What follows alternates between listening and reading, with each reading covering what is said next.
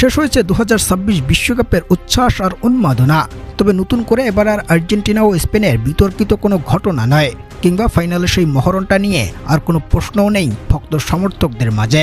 কিন্তু আর্জেন্টাইনদের প্রতি নমনীয়তা আর সেমিফাইনালে ওঠার মতো একটা লড়াইয়ে প্রযুক্তির এক ভুল সিদ্ধান্ত এবার সামনে নিয়ে আসলো ফুটবলের আইন প্রণয়নকারী সংস্থা আইএফএবি, যেখানে প্রযুক্তির ভুল সিদ্ধান্তের সুবিধাটা ভোগ করেছে আলবিসেলেস্তারা। প্রদর্শক, আর্জেন্টাইনরা নিজেদের বিশ্বকাপের যাত্রাটা শুরু করেছিল দুর্বল সব প্রতিপক্ষের বিপক্ষে লড়াই করে।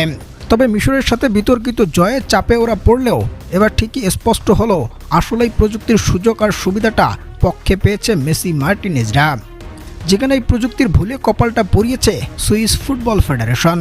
কেননা ফুটবল বিশ্বকাপটা আনন্দ, উচ্ছ্বাস আর উন্মাদনার, আর সেখানে রেফারির ভুল সিদ্ধান্ত কিংবা প্রযুক্তির নিরপেক্ষতা হারানো এই সব কিছু যেন এক নিমিষেই ধ্বংস করতেই যথেষ্ট একটি দলের ও একটি জাতির পুরো পরিশ্রমকে। যেটা স্পষ্ট উদাহরণ হয়ে থাকবে এবার আর্জেন্টিনা বনাম সুইজারল্যান্ডের সেই কোয়ার্টার ফাইনালের ম্যাচ।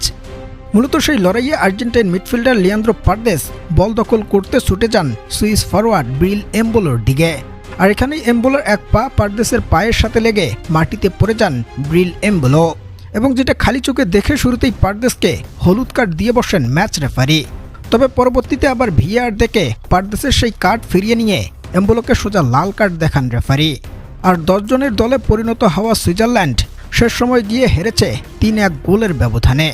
যদি ফিফা তখন সেই লাল কার্ডকে বৈধ বলেই ঘোষণা দিয়েছিল, কিন্তু এবার ওদের আইন প্রণয়নকারী সংস্থা আইএফএবি অফিসিয়ালি জানিয়েছে মাঠে যা হয়েছিল তাতে হয়তো পারদেসের কার্ডটা ফিরিয়ে নেওয়াটা ঠিকই ছিল, কিন্তু এমবোলোকে লাল কার্ড দেওয়াটা পুরোটাই ছিল ভুল সিদ্ধান্ত। ভিআর এখানে স্পষ্ট ভুল সিদ্ধান্তটাই দিয়েছে, যেটা পক্ষে পেয়েছে আর্জেন্টাইনরা। কেননা ভিআরের নিয়মটি শুধুমাত্র ভুল খেলোয়াড়কে চিহ্নিত করতে ব্যবহার করা হয়। ফাউল থেকে ড্রাইভ বা সিমুলেশনের মতো কোনো বিষয়গুলোকে বদলানোর কোনো নিয়মেই নেই ভিআরের কাছে। ফলে এবার স্পষ্টই প্রকাশ্যে ভুল স্বীকার করে নিচ্ছে ফুটবলের আইন প্রণয়নকারী সংস্থা আইএফএবি। তবে ওরা ভুলটা স্বীকার করলেও একটি জাতির স্বপ্ন নিমিষেই কিভাবে ধুলোয় মিশাতে পারে প্রযুক্তির এক ভুল সিদ্ধান্ত, সেটাই যেন এবার স্পষ্ট হয়ে থাকবে সুইসদের ফুটবল ইতিহাসের পাতায়।